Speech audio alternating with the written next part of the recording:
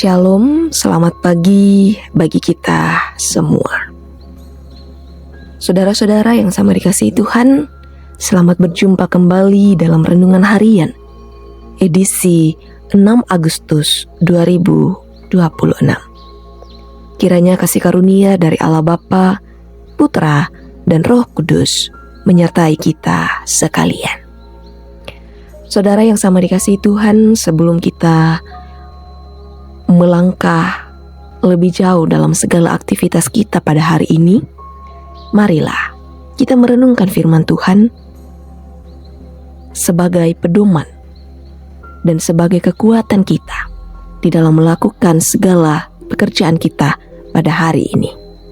Mari berdoa. Terima kasih Tuhan untuk kehidupan di hari baru yang Tuhan anugerahkan dalam kehidupan kami. Dan pada saat ini kami datang ke hadapan-Mu untuk merenungkan firman Tuhan. Kiranya firman Tuhan yang kami renungkan menjadi fondasi yang luar biasa bagi kehidupan kami. Kiranya Roh Kudus menuntun hati dan pikiran kami, agar kami tidak hanya membaca firman-Mu, tetapi juga kami dapat mengerti, terlebih kami dapat melakukannya dalam kehidupan kami.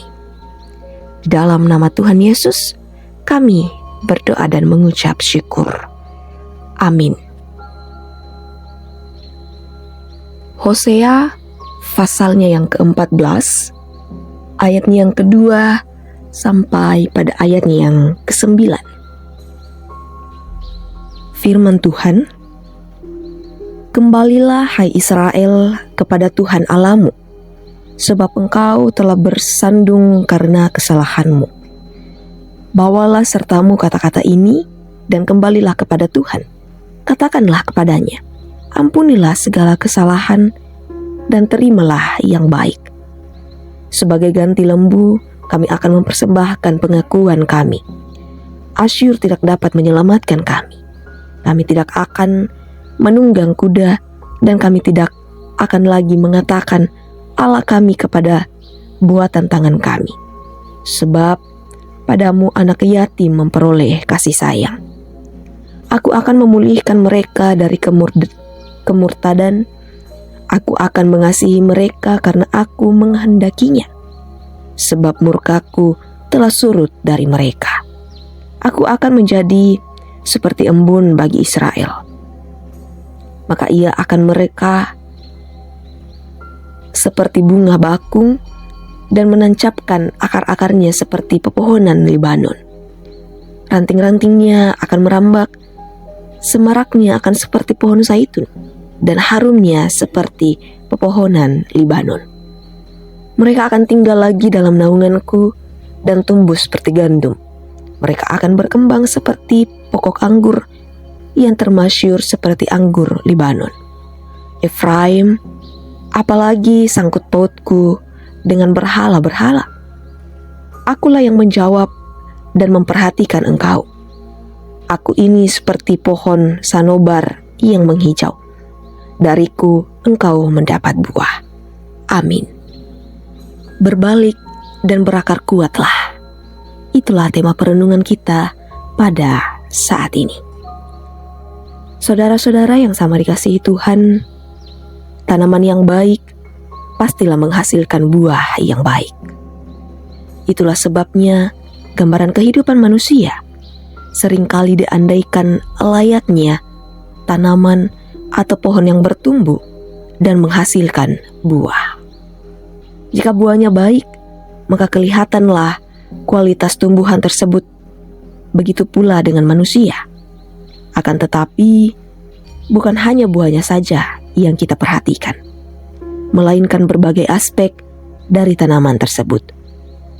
Lalu, bagaimanakah kehidupan yang diandaikan seperti pohon itu? Orang Israel dalam bacaan kita saat ini diberi peringatan dari Tuhan melalui Hosea karena telah menyimpang dari jalan yang diinginkannya. Mereka menyembah berhala, bahkan mengandalkan kekuatan asing, yakni Asyur. Peringatan untuk bertobat itu juga bukan hanya untuk memperlihatkan kesalahan mereka, tetapi Allah terus menyatakan rahmat-Nya bahwa hanya kepada Allah saja kehidupan itu. Saudara-saudara, kemurahan Tuhan pun sangat nyata ketika Dia mengatakan bahwa kehidupan mereka akan menjulur seperti akar pohon hawar.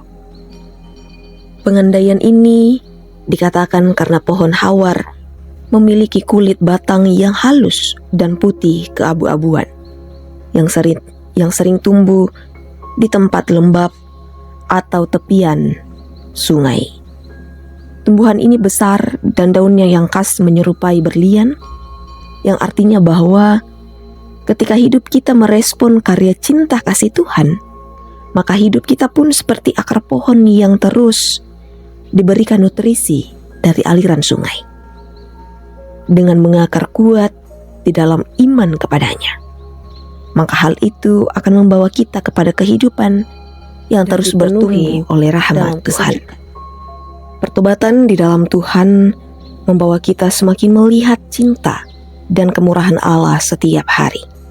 Karena itu, hidup dan mengakar kuatlah di dalamnya. Amin. Saudara-saudara, marilah kita berdoa. Bapa yang Maha Kasih, kami bersyukur kepadamu atas anugerah kehidupan yang kembali Engkau berikan pada pagi hari ini. Terima kasih karena kasih setiamu selalu baru setiap pagi. Dan oleh penyertaan-Mu, kami dapat memulai hari kami dengan penuh pengharapan. Ya Tuhan, pada pagi ini kami datang dengan kerendahan hati, memohon agar Engkau menolong kami untuk sungguh-sungguh berbalik kepadamu. Jika selama ini kami lebih mengandalkan kekuatan kami sendiri, mengabaikan firman-Mu, atau hidup jauh dari kehendak-Mu, ampunilah kami. Perbaharuilah hati kami agar kami memiliki kerinduan untuk hidup dalam pertobatan yang nyata dan senantiasa berjalan di dalam-Mu. Tuhan Yesus, jadikanlah kami pribadi-pribadi yang berakar kuat di dalam Engkau. Biarlah firman-Mu menjadi dasar kehidupan kami, sehingga iman kami tidak mudah goyah oleh persoalan, oleh pencobaan, maupun godaan dunia. Tolong kami untuk terus bertumbuh dalam kasih, ketaatan, kesetiaan, dan pengharapan kepadamu, sehingga melalui hidup kami, nama-Mu terus dimuliakan.